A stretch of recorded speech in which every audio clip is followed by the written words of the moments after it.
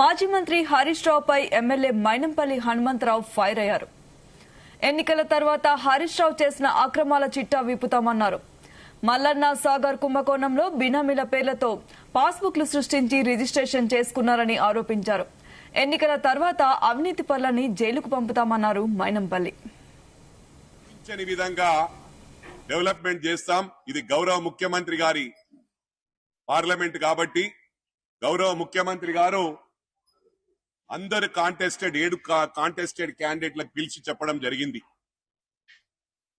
మీరు ఎంపీని గెలిపించుకొని రండి, మీకు అభివృద్ధికి డోకా ఉండదు, మీరు ఊహించని విధంగా నేను అభివృద్ధి చేస్తానని చెప్పి ప్రామిస్ చేశారు. అదే విధంగా ప్రజలందరూ కూడా సహకరించాలని చెప్పి విజ్ఞప్తి చేస్తా ఉన్నాను.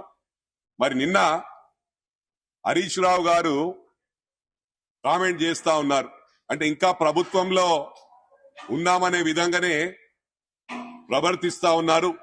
అహంకారం ఎక్కడ కూడా తగ్గలేదు. జాగ్రత్తగా మాట్లాడాలి. ఎందుకంటే ఎన్నికల తర్వాత, పార్లమెంట్ ఎన్నికల తర్వాత మీ కుటుంబంలో ఎవరు కూడా నిద్రపోయే పరిస్థితి ఉండదు. మీరు చేసిన కుంభకోణాలన్నీ తీయడం ఖాయం.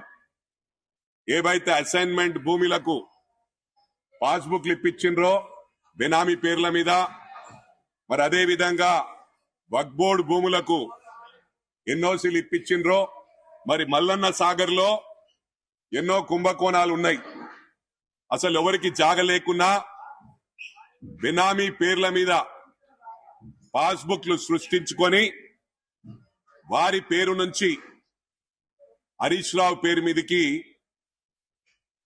రిజిస్ట్రేషన్ చేసుకోబడ్డది. ఇవన్నీ కూడా ఎన్నికల తర్వాత మీ చిట్టా ఇప్పుతాము. జాగ్రత్తగా మాట్లాడండి.